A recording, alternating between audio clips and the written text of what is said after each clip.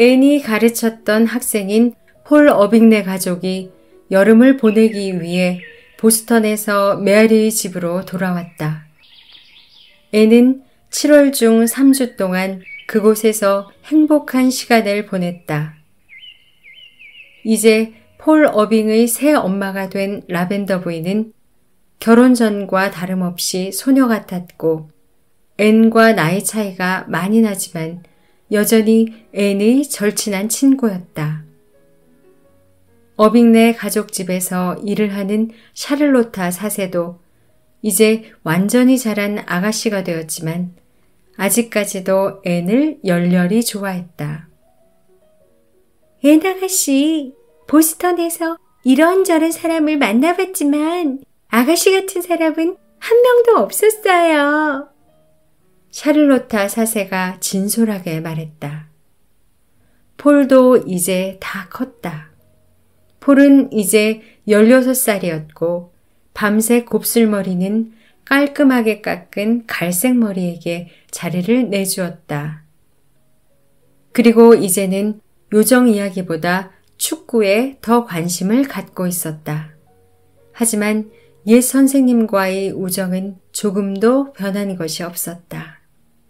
서로 닮은 영혼들은 세월이 지나도 변하지 않는 법이다. 앤이 메아리의 집에서 초록지붕집으로 돌아온 것은 7월의 어느 축축하고 으스스하고 음침한 저녁이었다. 해안을 휩쓸고 나는 무시무시한 여름 폭풍이 바닷가를 파괴하고 있었다. 앤이 집으로 들어섰을 때 첫 번째 빗방울이 유리창으로 돌진했다. 너를 집에 데려다 준 사람이 폴이니? 여기서 자고 가라고 하지 그랬니? 오늘 밤 날씨가 아주 나쁠 것 같아. 마릴라가 말했다.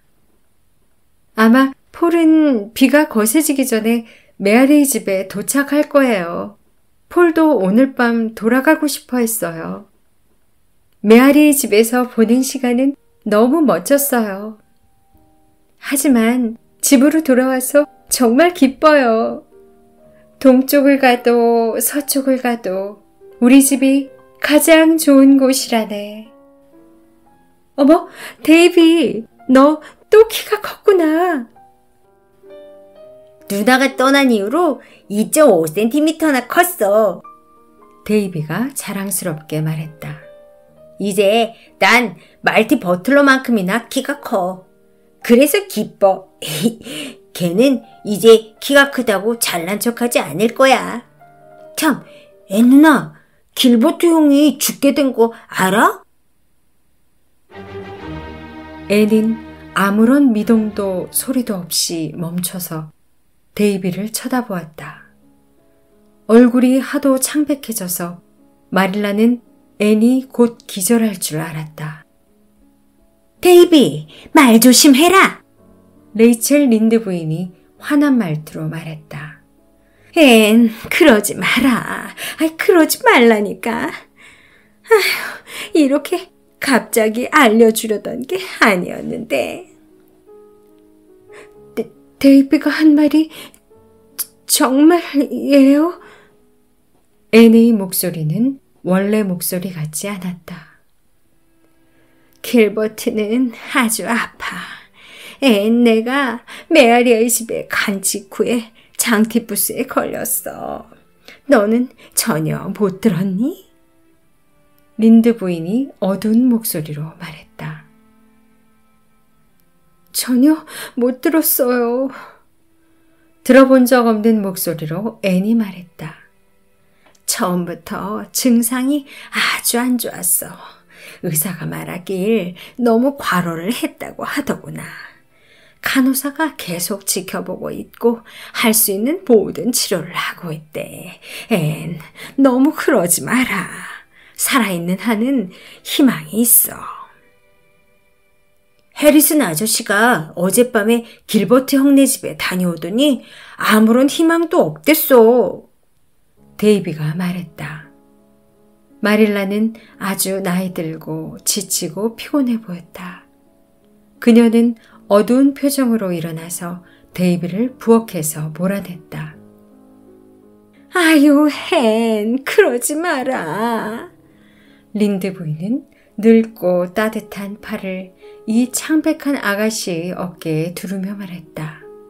나는 희망을 버린 적이 없단다. 절대로 없어. 블라이스 집안은 체질이 워낙 강하단 말이야. 강하고 말고. 애는 정중하게 린드 부인의 팔을 떼어내더니 눈앞에 아무것도 보이지 않는 듯 부엌을 지나 복도를 건너 위층의 낡은 자기 방으로 들어갔다. 창가에 무릎을 꿇고 앉은 애는 바깥을 멍하니 바라보았다. 아주 어두웠다. 부들부들 떠는 들판 위로 온통 빗방울이 떨어지고 있었다. 유령의 숲은 폭풍에 떠는 거대한 나무들의 괴성으로 가득했고 대기는 저 멀리 떨어진 바닷가에서 들려오는 천둥 같은 파도의 굉음으로 진동했다. 그리고 길버트는 죽어가고 있었다. 인생에는 계시를 받는 듯한 날이 있기 마련이다. 애는 그날 밤 폭풍과 어둠 속에서 끊임없이 괴로워하면서 자신의 계시를 읽어나갔다. 그녀는 길버트를 사랑했던 것이다. 그리고 지금까지 언제나 사랑했던 것이다. 애는 이제 알 수 있었다. 애는 이제 자신의 인생에서 길버트를 떼어내버릴 수 없다는 것을 깨달았다. 그건 오른손을 떼어내는 것만큼 고통스러운 일일 터였다. 그리고 애는 그 사실을 너무 늦게 알았다. 너무 늦었던 나머지 이제 애는 길버트의 마지막을 함께 해준다는 슬픈 위안조차 얻을 수 없게 된 것이다. 만약에 앤이 그렇게 아무것도 모르지 않았다면, 그리고 그렇게 어리석지 않았다면 지금 당장 길버트에게 달려갈 수 있었을 텐데. 그러나 길버트는 앤이 자신을 사랑하는 것을 결코 모를 것이다. 그는 앤이 자기를 사랑하지 않는다고 생각하며 이 삶을 떠날 것이다. 앤 앞에 펼쳐진 공허하고 암흑 같은 세월이란. 앤은 그런 삶을 살아낼 수 없었다. 도저히 살 수가 없었다. 창문 아래 쭈그려 앉은 애는 명랑한 젊은 날 중 처음으로 죽는 게 낫겠다고 생각했다. 만약 길버트가 떠난다면, 어떠한 말이나 신호나 이야기도 없이 떠난다면 애는 살 수가 없을 것이었다.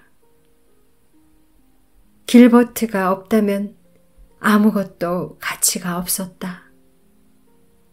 앤은 길버트를 위해 있고 길버트는 앤을 위해 있는 것이다. 끔찍한 고통 속에서 앤은 그것이 의심할 여지가 없다고 생각했다. 길버트는 크리스틴 스튜어트를 사랑한 게 아니었다. 크리스틴 스튜어트를 사랑해 본 적이 전혀 없었다. 길버트와 어떻게 이어져 있는지 알아채지 못하다니. 얼마나 바보였던가. 로이 가드너와 함께 있을 때 느꼈던 우쭐한 들뜬 마음을 사랑과 헷갈리다니 얼마나 바보였는가. 이제 애는 자신의 판단력 부족에 대한 비용을 치르고 있었다. 린드 부인과 마릴라는 잠자리에 들기 전에 앤의 방문 앞에 슬쩍 와서 귀를 기울여 보았다. 그리고 무거운 고요함만 감도는 것을 느끼고는 서로를 보며 근심스럽게 머리를 내젓고 떠났다. 폭풍은 밤 내내 맹렬히 계속되었지만 새벽에는 모두 그쳤다. 애는 밤의 끝자락에 생기는 요정처럼 신비로운 빛을 보았다. 곧 동쪽 언덕들의 등성이가 햇빛을 받아 루비처럼 빛났다. 먹구름은 이제 지평선 너머의 거대하고 부드러운 흰 구름이 되어 있었고 하늘은 푸른색과 은색으로 빛났다. 고요함이 온 세상을 뒤덮었다. 애는 일어나서 아래층으로 살며시 내려갔다. 마당으로 나가자 상쾌한 바람이 애의 흰 얼굴 위로 불어와 건조하고 뜨거운 눈을 시원하게 해줬다.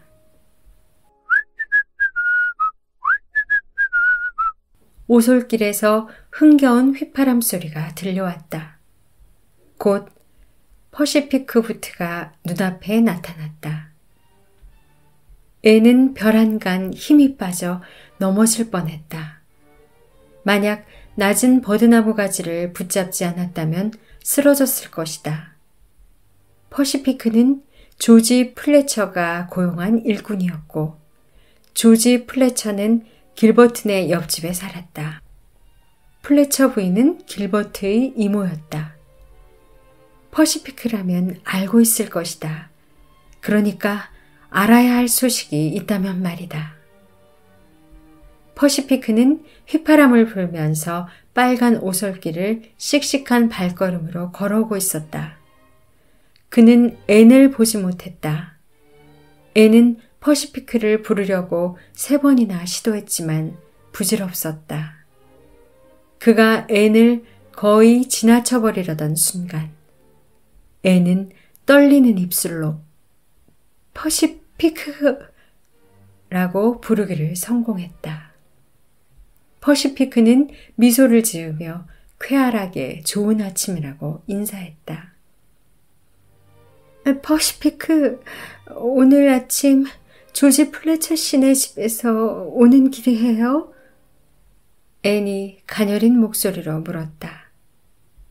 그럼요. 퍼시피크가 부침성 있는 목소리로 대답했다. 어젯밤에 저희 아버지가 아프시다는 소식을 들었지만 폭풍이 심해서 갈 수가 없었어요.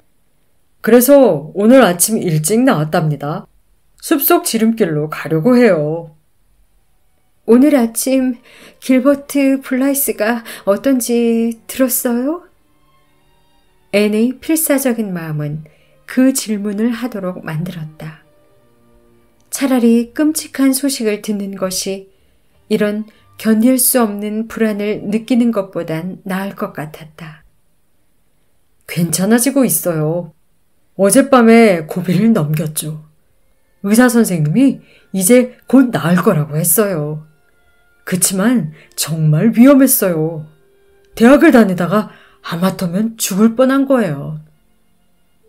아무튼 전 이제 가봐야겠어요. 아버지가 빨리 보고 싶어 하실 테니까요. 퍼시피크는 다시 휘파람을 불며 걸음을 옮겼다. 그의 뒷모습을 바라보는 앤의 눈에서 기쁨이 지난밤의 비통함을 몰아내고 있었다.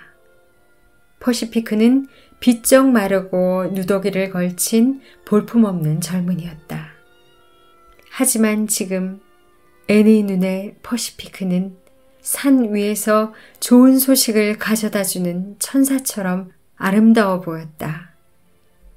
앞으로 앤이 살아있는 동안 퍼시피크의 둥그런 갈색 얼굴과 검은 눈동자를 볼 때면 그가 죽음의 슬픔 대신에 기쁜 소식을 전해주었던 이 순간을 따뜻하게 떠올리지 않을 수 없을 것이다. 퍼시피크의 유쾌한 휘파람 소리가 한참 전에 희미해지고 저 멀리 연인의 오솔길 밑에서 멈춰 정적만이 감돌 때도 앤은 버드나무 밑에 서서 거대한 두려움이 삶에서 사라졌을 때 느껴지는 가슴 저리는 달콤함을 맛보았다. 그날 아침은 안개와 햇살이 가득 담긴 잔 같았다.